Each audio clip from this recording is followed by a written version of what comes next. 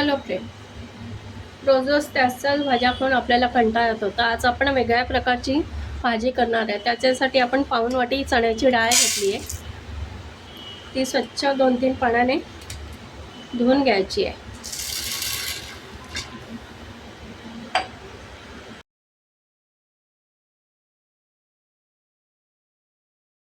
आता आपण कुकरमध्ये थोडं पाणी घेतलं आहे आणि त्यात ती डाळ 4-5 वेळा धुवून ती आपण टाकून घेणार आहोत. त्यामध्ये किंचितसं मीठ टाकू आपण, म्हणजे बेचव नाही लागण्यासाठी, आणि थोडं तेल, एक अर्धा चमचा तेल घातलंय आणि असं हलवून घेऊया तेलाने मीठ, आणि कुकरच्या 2 शिट्ट्या करून. आता आपण वाटण्यासाठी एक 4 चमचे शेंगदाण्याचा कूट घेतला आहे मी, 1 चमचा जिरं, 1 हिरवी मिरची, कढीपत्ता आणि लसणाच्या 5-6 पाकळ्या असं आपण वाटण करणार आहे. मिक्सरच्या भांड्यामध्ये ते टाकलं आहे. कोथिंबीर घालायची आणि पाणी घालून छान फाईन पेस्ट करायची.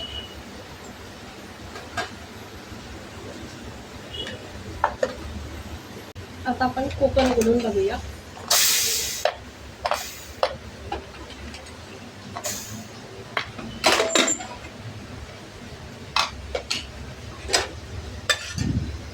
डाळ चांगली शिजलेली आपली.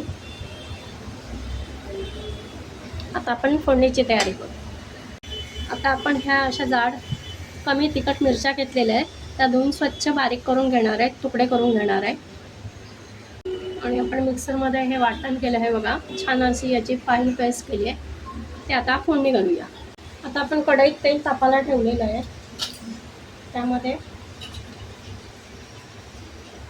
मोहरी घालूया.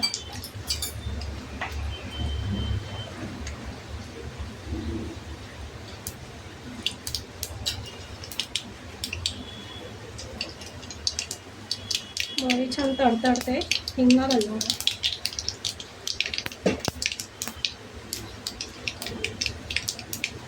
जिरं आणि ह्या आपण कापून घेतलेल्या हिरव्या मिरच्या.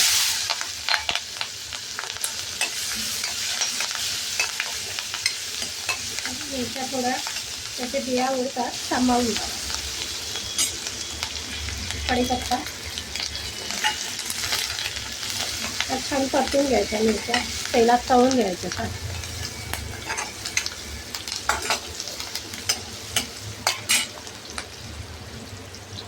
हळद घालायची आहे 1 चमचा.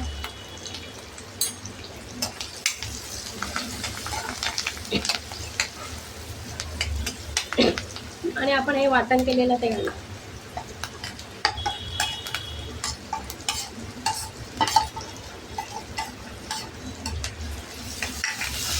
ते छान परतून घ्यायचे, त्याचा कच्चेपणा निघून जाईपर्यंत. आलं लसूण आहे, लसूण आणि वाटण आहे हे शेंगदाणा, त्याचं चांगलं परतून घेतो, त्याचा कच्चेपणा निघून गेला पाहिजे, छान परतून घ्यायचं. आज आपण हिरवी मिरची आणि चण्याच्या डाळीची आमटी करतो, घरातल्याच साहित्यात, कुठलीही भाजी न वापरता. त्याच भाज्या खाऊन आपल्याला कंटाळा येतो. ही छान भाजी लागते, तुम्ही नक्की ट्राय करा असं, आणि सगळ्यांना आवडेल भाजी.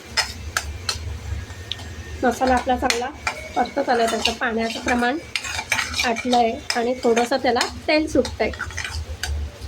हे बघा, आपल्या वाटणं छान पाणी निघून गेलेलं आहे त्याचं.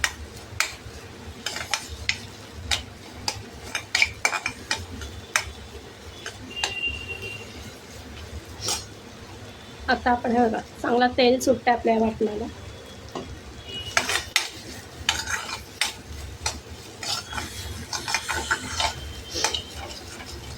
आता त्यामध्ये आपण चण्याची डाळ उकडलेली ते टाकणार आहे.